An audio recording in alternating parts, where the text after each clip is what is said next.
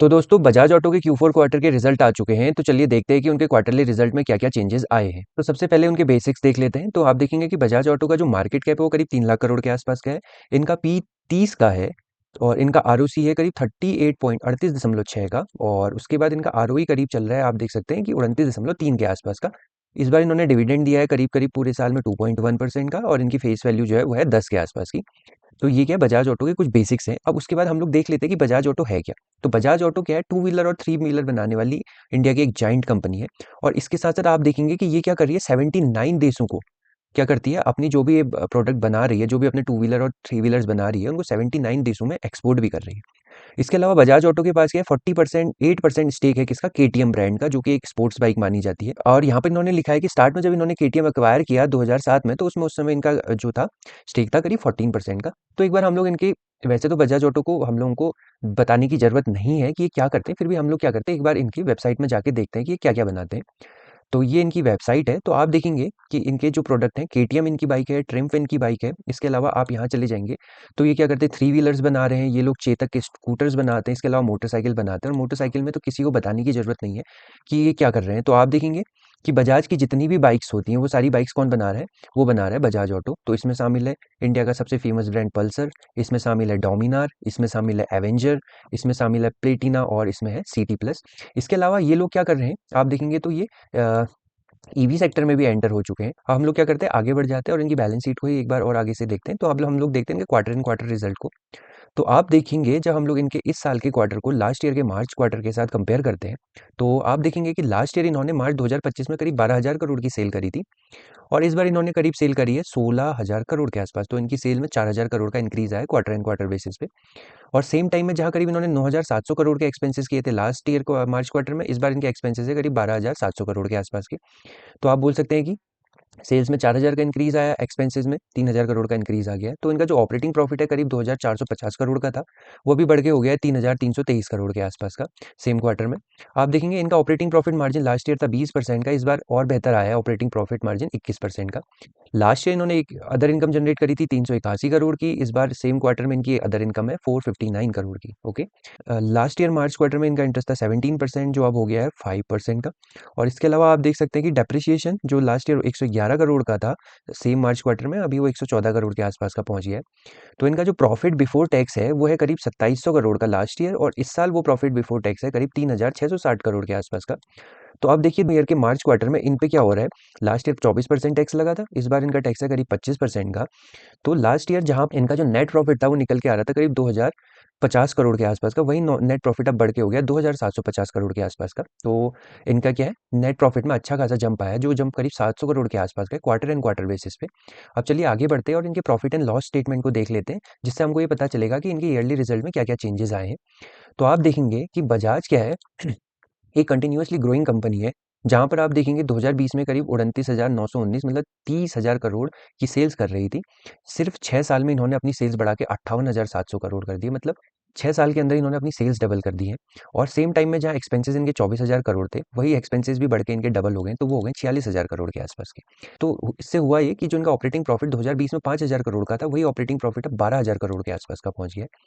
और same time में आप देखेंगे कि इनका जो ऑपरेटिंग प्रॉफिट मार्जिन 2020 में 17% का हो रहा था, वो बढ़ते-बढ़ते पिछले 3 साल में इन्होंने 20% के आसपास पहुंचा दिया, जो कि बहुत अच्छी बात है कि ऑपरेटिंग प्रॉफिट मार्जिन इंक्रीज हो रहा है। आप देखेंगे कि हो क्या रहा है कि इनकी कंटिन्यूअसली एक कांस्टेंट अदर इनकम जनरेट हो रही है, इसमें बहुत ज़्यादा फ्लक्चुएशन नहीं हो रहा है, 1000 से 1500 करोड़ के आसपास ये क्या कर रहे हैं अदर इनकम जनरेट कर रहे हैं, जो कि बैलेंस ऐसा नहीं है कि किसी साल 10,000 करोड़ की अदर इनकम जनरेट हो रही है और दूसरे साल कुछ भी नहीं हो रही है। तो वो क्या करता है बैलेंस शीट को बहुत ज़्यादा फ्लक्चुएट करता है, लेकिन एक बैलेंस अदर इनकम एक क्या करती है सारे के सारा जो भी है चीज़ों को न्यूट्रल कर देती है।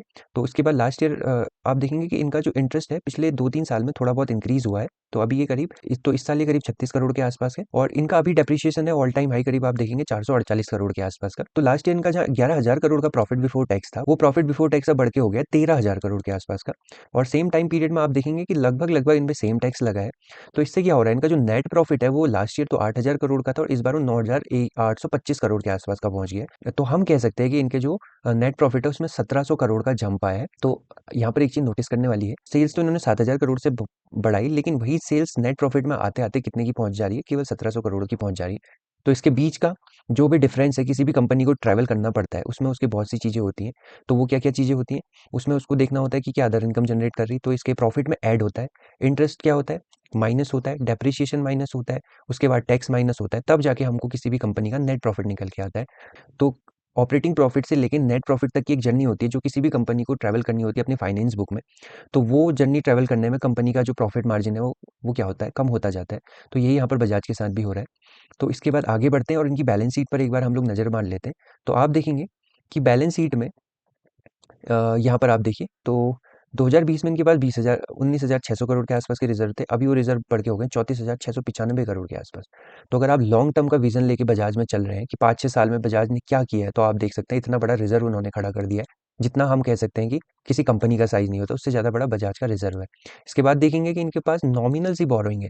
तो हम लोग एक चीज़ मैं आपको बता दूँ कि नॉमिनल सी बोरोइंग है बजाज के खुद के बिज़नेस में। तो हम लोग ना यहाँ पर बजाज का क्या कर रहे हैं, स्टैंड अलोन बिज़नेस डिस्कस कर रहे हैं। मतलब बजाज क्या कर रहा है, जो अपने खुद के बिज़नेस से क्या कर रहा है, प्रॉफिट और लॉस जनरेट कर रहा है, हम लोग उस चीज़ को खाली देख रहे हैं। हम लोग अब क्या होता है, कोई भी अगर एक कंपनी होती है, जैसे हम लोग बजाज का केस लें, तो बजाज की बहुत सी सब्सिडरीज़ कंपनीज़ होती हैं, जो क्या करती हैं, बजाज ऑटो कंपनी के अंडर आएगी। तो क्या होता है, उनके जो भी प्रॉफिट एंड लॉस स्टेटमेंट है, वो क्या करते हैं, बजाज के ओवरऑल रिजल्ट को क्या करते हैं, इम्पैक्ट करते हैं। तो जब भी हमको बजाज ऑटो की ओवरऑल परफॉर्मेंस को देखना है कि बजाज का प्लस उसकी सब्सिडरीज़ का कैसा परफॉर्मेंस चल रहा है, तो हमको बजाज ऑटो के कंसोलिडेटेड रिजल्ट देखने पड़ेंगे। लेकिन जब हम किसी कंपनी के पर्सनल बिज़नेस को एनालिसिस कर रहे हैं कि मतलब बजाज ऑटो खुद में कैसा काम कर रहा है, तो हम लोगों को उसका स्टैंड अलोन बिज़नेस देखना पड़ेगा और वही अभी हम यहाँ पर कर रहे हैं। चलिए आगे बढ़ते हैं। तो आप देखेंगे कि इनका current work in progress almost 43 crore का है, जो कि इतनी बड़ी कंपनी के लिए कुछ भी नहीं है। लेकिन इनके पास बहुत अच्छी इन्वेस्टमेंट है, करीब 30,000 करोड़ के आसपास की। तो ये बहुत बड़ी बात है। तो आगे चलते हैं और इनकी शेयर होल्डिंग पैटर्न पे नज़र मारते हैं। तो आप देखेंगे कि 2023 में जहाँ ये करीब 55% के आसपास थे, अभी भी वो ऑलमोस्ट सेम ही है। तो 0.2% का जो इंक्रीज़ है, वो बहुत बड़ी बात नहीं होती है। और सेम टाइम पीरियड में जब एफआईआईज़ करीब 13.6% के आसपास थे, वही एफआईआईज़ अब 8.82% के आसपास रह गए। तो आप बोल सकते हैं कि एफआईआईज़ में करीब 5 टू 6% का क्या है, ड्रॉप आया है। लेकिन सेम टाइम पीरियड में जहाँ पर डीआईएस करीब 9.5% के आसपास थे, वही डीआईएस अब 14.3% के आसपास पहुंच गए। तो सेम टाइम पीरियड में आप बोल सकते हैं कि डीआईआईज में कितना, करीब 5% का इंक्रीज आया है। तो जितना एफआईआईज में ड्रॉप आ रहा है, उतना ही डीआईआईज में इंक्रीज आ रहा है। तो इसका क्या मतलब हुआ कि जितना भी क्या करा है, एफआईआईज ने सेलिंग करी है, वो सारी सेलिंग किसने एब्जॉर्ब कर ली है, वो सारी की सारी सेलिंग एब्जॉर्ब कर ली है डीआईआईज ने। इसके अलावा आप देखेंगे कि पब्लिक जो उस टाइम पर कब 2023 में 21.7%, मतलब 21.7% थी, वो अभी 21.6% के आसपास है। तो आप देखेंगे कि बजाज की शेयर होल्डिंग पैटर्न बहुत बैलेंस है। इसमें क्या हो रहा है, बस जो हम लोगों को चेंजेस दिख रहे हैं, वो किस में दिख रहे हैं, एफआईआईज और डीआईआईज में। बाकी क्या हो रहा है, सारी चीज़ें स्टेबल ही चल रही हैं। तो इसमें बहुत बड़ा कोई चेंज नहीं आया है। तो अगर हम लोग बजाज ऑटो को मोटे मोटा समराइज करें, तो आप ये कहेंगे कि बजाज ऑटो में क्या हो रहा है, स्टेबल शेयर होल्डिंग है प्रमोटर्स की। एफआईआईज और डीआईआईज क्या कर रहे हैं, आपस में एक्सचेंज कर रहे हैं क्या, शेयर्स को। और आप लोग देखेंगे कि इन्होंने एक अच्छी खासी इन्वेस्टमेंट करके रखी हुई है। वो इन्वेस्टमेंट है इनकी ऑलमोस्ट 30,000 करोड़ के आसपास की। प्लस बजाज ऑटो के केस में सबसे बढ़िया बात है इनका आरओसी और आरओई। तो आप देखेंगे कि इनका जो आरओसी और आरओई है, स्टैंड अलोन की बात कर रहा हूँ, वो 38.6% और आरओई करीब 30% के आसपास है। तो 20 to 30% का आरओई एक बहुत अच्छा नंबर होता है, और बजाज ऑटो के केस में हमको 40% तक वो जाता हुआ दिख रहा है। तो ये बहुत अच्छी बात है। तो आई होप आपको मेरा बजाज ऑटो का एनालिसिस पसंद आया होगा। तो कमेंट सेक्शन में मुझे बताइए कि आप में से किस किस के पास बजाज ऑटो के शेयर्स हैं, और हैं तो किस प्राइस से अवेलेबल है। तो चलिए मिलते हैं नेक्स्ट वीडियो में, तब तक अपना ख्याल रखिएगा।